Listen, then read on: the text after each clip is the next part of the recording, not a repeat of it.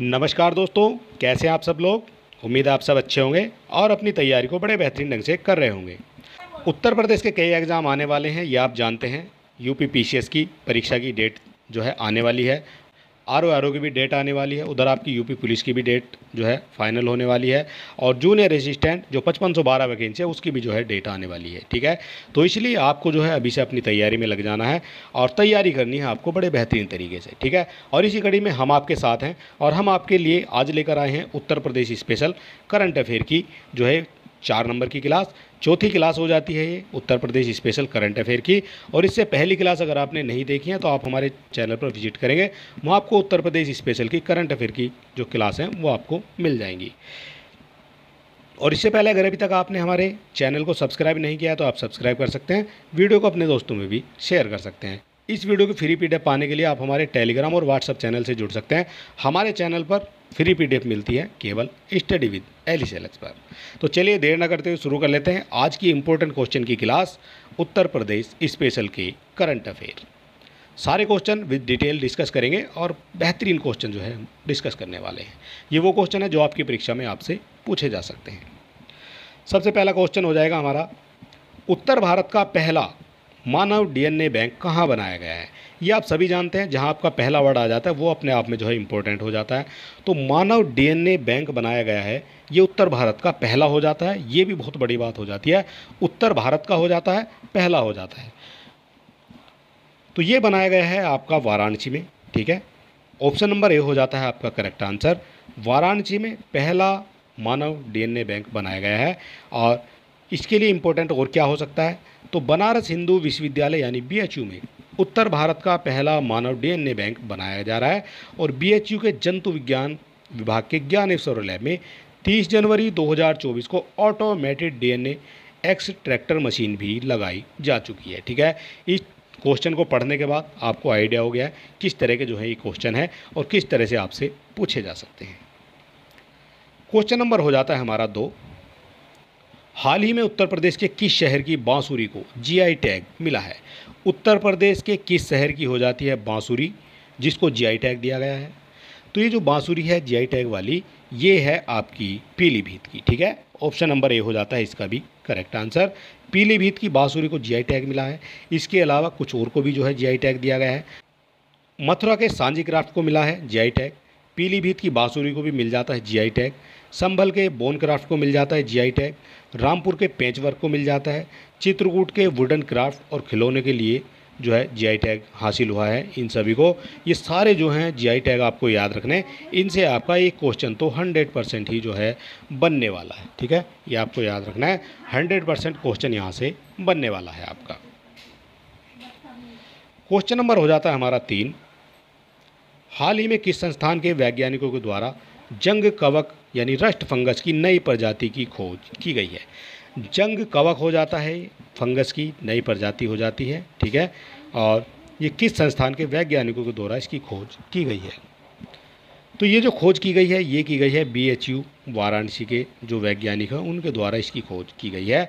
और बात करेंगे इसके बारे में क्योंकि ये भी क्वेश्चन जो है हो जाता है इम्पोर्टेंट। जंग कवक की जो नई प्रजाति है उसका नाम आपको याद रखना है। ठीक है, ये इम्पोर्टेंट हो जाता है।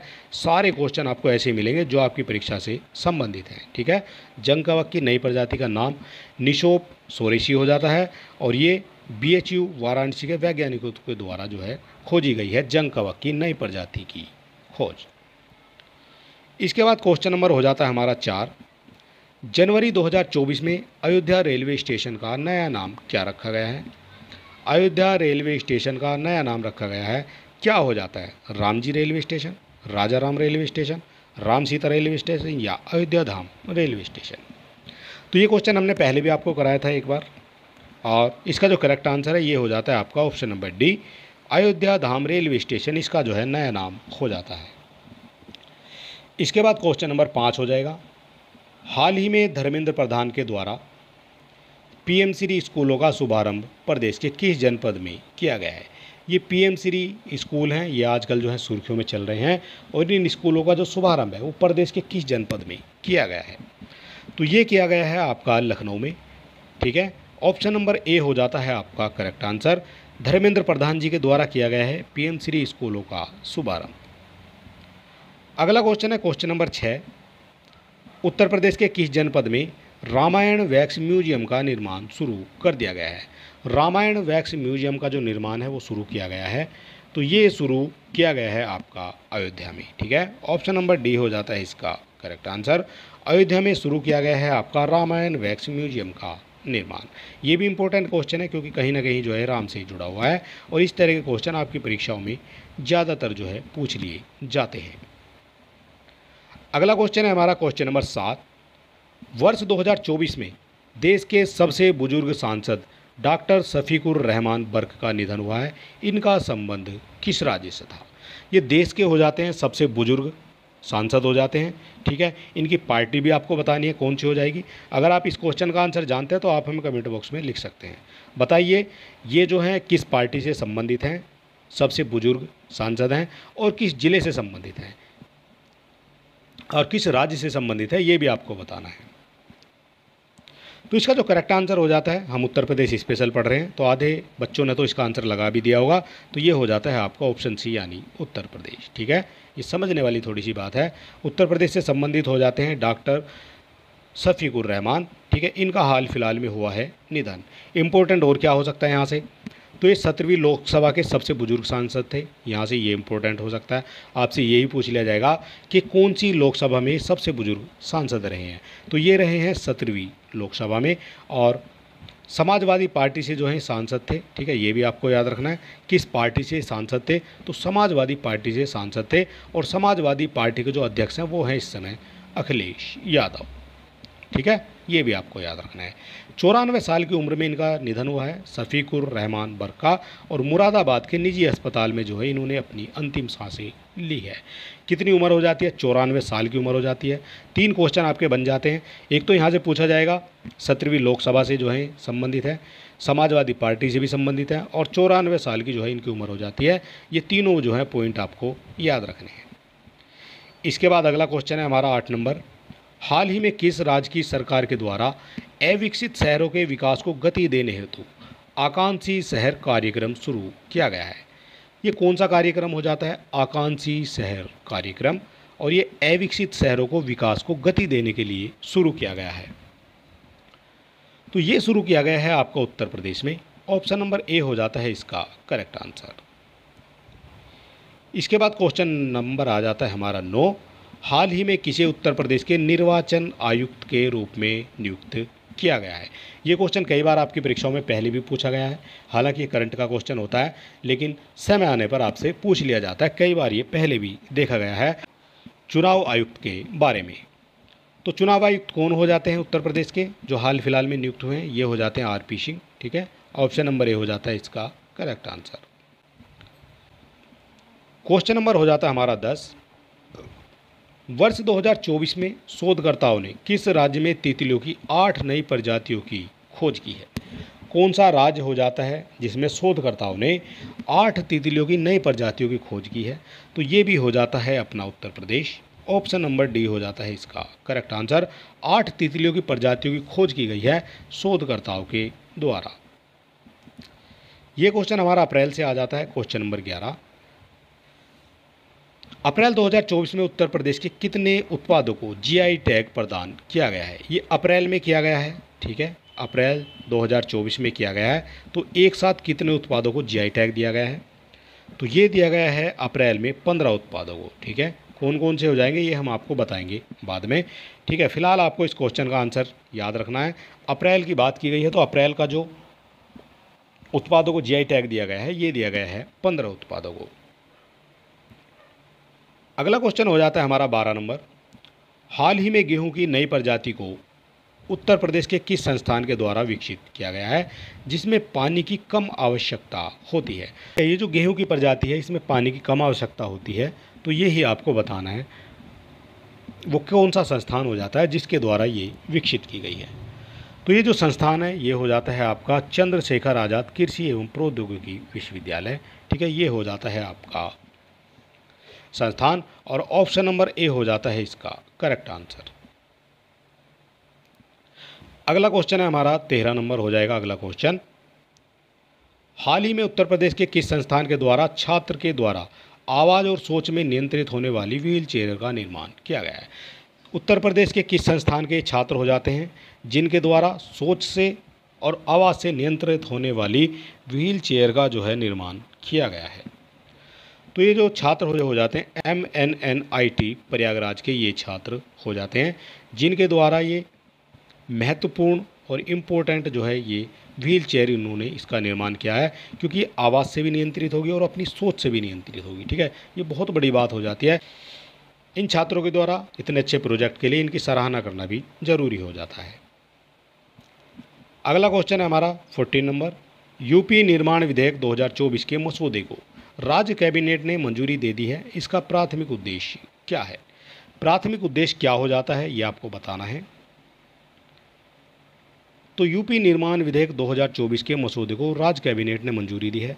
तो इसका जो प्राथमिक उद्देश्य है वो हो जाता है उत्तर प्रदेश की अर्थव्यवस्था को 1 ट्रिलियन तक ले जाना। ठीक है, ऑप्शन नंबर ए हो जाता है इसका करेक्ट आंसर।